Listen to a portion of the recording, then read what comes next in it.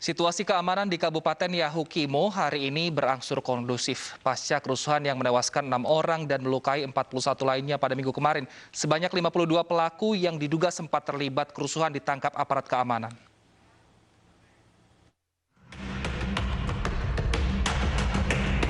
Situasi keamanan di Yahukimo, Papua hari ini berangsur kondusif. Aparat keamanan terus berjaga di lokasi. Sementara sekitar 1.000 lebih warga DKI tengah mengungsi di markas militer dan markas polisi setempat. Aparat mengimbau masyarakat tidak terprovokasi atas sejumlah hoaks penyebab kematian mantan Bupati Yahukimo, Abok Busuk di Jakarta yang diduga menjadi pemicu kerusuhan.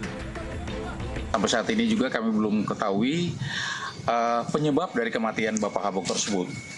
Sementara masyarakat pendukung atau suku Kimial, masyarakat dari Bapak Habok, beberapa jam yang lalu telah melakukan aksi pembakaran karena ketidakpuasan. Atas peristiwa yang terjadi di Yahukimo, Wakil Ketua DPR Sufmi Dasko Ahmad mengimbau masyarakat tetap tenang dan tidak terpecah belah. Padai memang adanya upaya-upaya untuk memecah belah, terutama di Papua dengan isu-isu yang kemudian tidak berdasar. Apalagi di sana sementara sedang diselenggarakan hajat besar yang sama-sama kita tahu PON yang baru dibuka oleh Pak Presiden. Nah, oleh karena itu pendekatan persuasif tetap diperlukan untuk menenangkan keadaan, menenangkan rakyat di sana. Namun kita minta aparat juga bertindak tegas apabila kemudian menemukan oknum-oknum yang tidak bertanggung jawab atau KKB yang coba membuat kerusuhan lebih luas di Yahukimo. Sebelumnya amuk massa pecah di distrik DKI Kabupaten Yahukimo, Papua minggu kemarin. Sekelompok orang dari suku Kimial menyerang suku Yali. Sejumlah bangunan juga dibakar. Akibat penyerangan ini, 6 orang dilaporkan tewas, salah satunya adalah pelaku penyerangan. Sementara 41 orang mengalami luka. Aparat keamanan dari TNI Polri yang datang ke lokasi berhasil menguasai keadaan dan memukul mundur para pelaku penyerangan. Sebanyak 52 orang berhasil ditangkap. Tim Liputan iNews melaporkan. Mantan Komisioner Komnas HAM Natalius Pigai dilaporkan ke Polda Metro Jaya terkait dugaan ujaran rasialisme dalam cuitannya. Namun penyidik Polda Metro Jaya menyerahkan laporan terhadap Pigai ke Mabes Polri.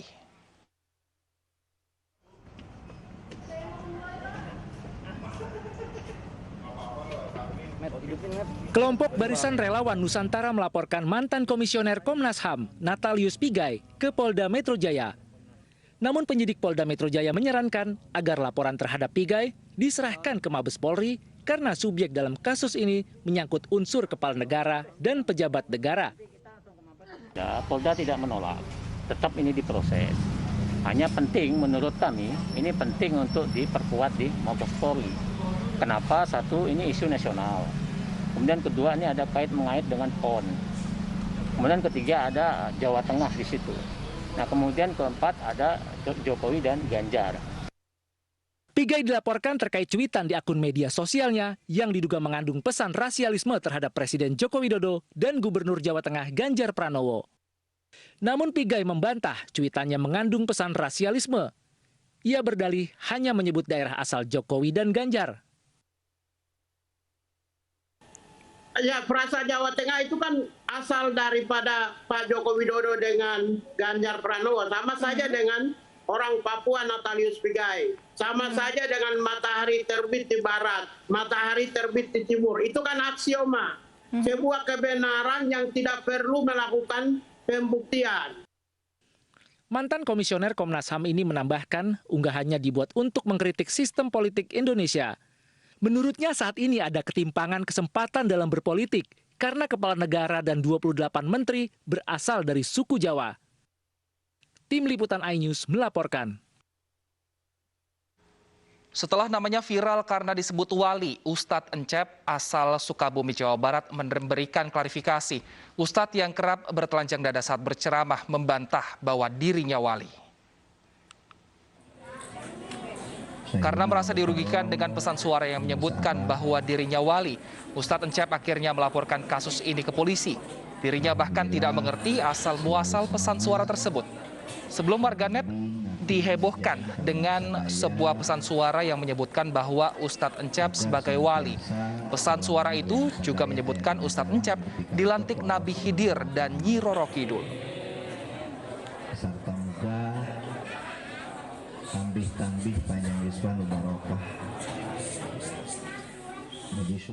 Lalu bagaimana duduk perkara sebenarnya? Kita akan membahasnya bersama dengan Kasat Reskrim Polres Sukabumi, AKP Rizka Fadila. Selamat sore, Pak Rizka. Selamat sore, Pak. Pak, bisa diceritakan saat ini informasi yang kami dapatkan, Ustadz sedang diperiksa di kepolisian. Apa saja yang dibahas dan bagaimana pemeriksaannya saat ini? Ya, untuk saat ini, untuk Ustadz Encep sebagai pelapor, sudah kita lakukan pemeriksaan.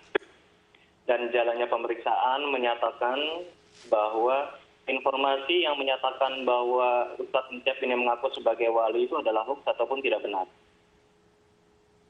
Nah, apakah polisi juga sudah menyelidiki dari mana asal pesan suara yang berterbar di masyarakat?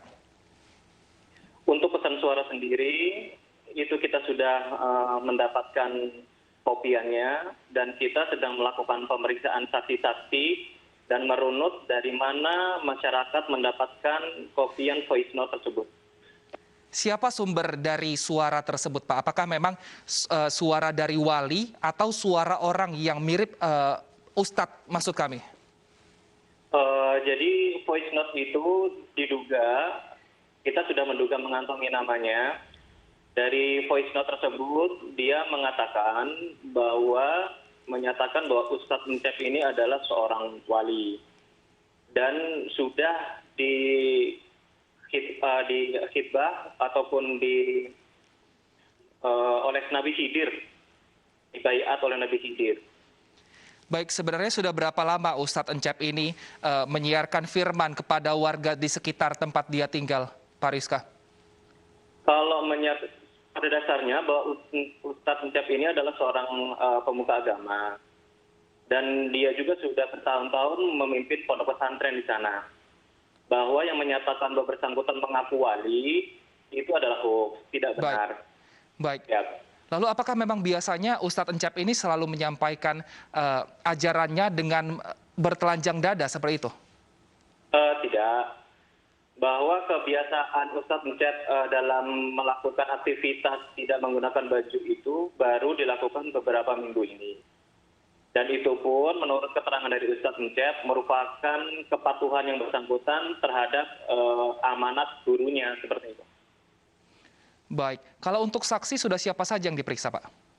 Kita sudah melakukan pemeriksaan saksi-saksi, kurang lebih ada 5 orang saksi, termasuk dari rekan-rekan Ustadz Encep, kemudian yang melakukan pengajian, termasuk dengan pejabat desa pun sudah kita lakukan pemeriksaan.